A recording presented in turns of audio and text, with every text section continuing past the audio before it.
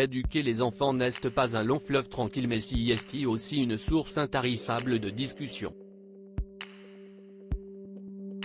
La psychologue Caroline Goldman est sous tous les projecteurs depuis plusieurs mois, grâce au succès de son podcast et désormais sa présence dans la matinale de France Inter depuis cet été.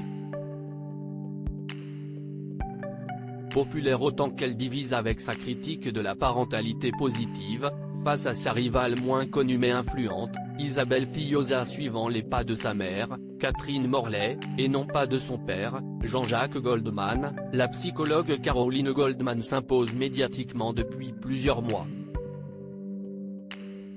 Si on avait pu la croiser sur le plateau de la Maison des Maternelles, l'émission phare sur la parentalité, depuis sa venue dans l'émission Sous le soleil de Platon sur France Inter en août 2022, elle a vu sa visibilité exploser. À présent, cette même radio en a fait une chroniqueuse régulière où elle peut distiller ses conseils pour des parents et des enfants épanouis. Cependant, ces idées ne font pas l'unanimité et elles suscitent la controverse.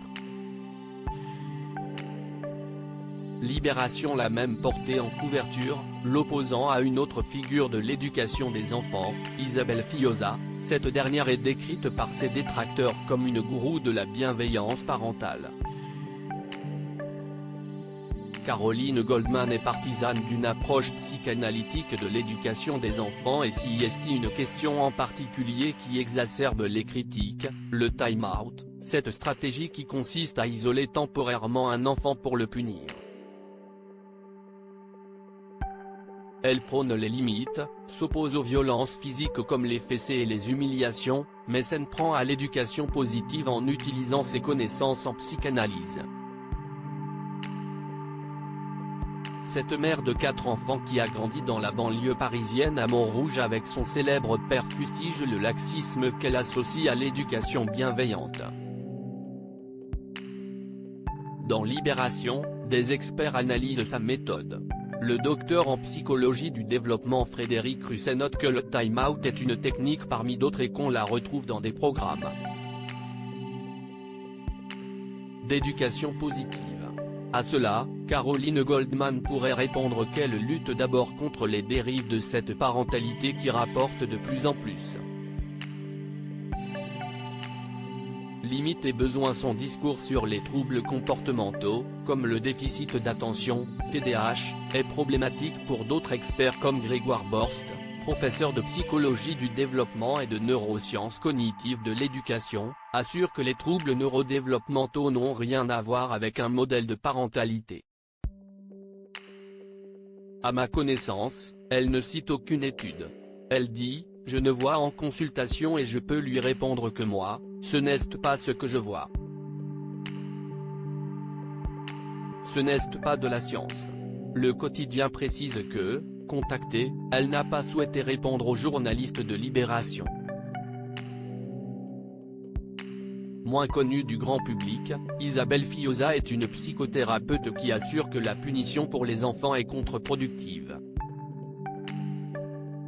Elle appelle donc à fournir aux enfants des ressources plutôt que des limites et assure s'appuyer sur les neurosciences, quitte à exagérer les études dont elle s'inspire, écrit Libération.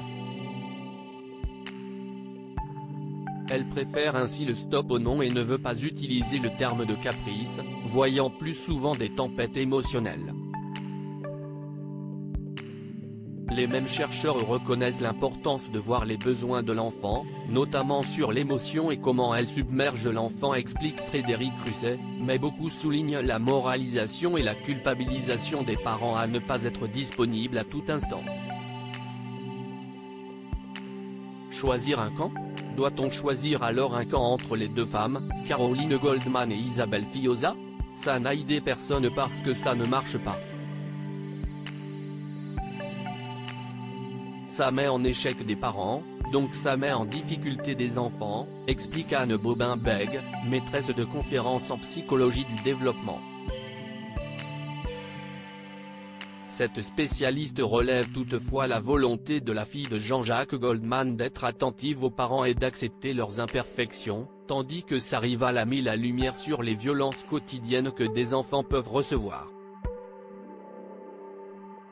Et ça, si est déjà beaucoup.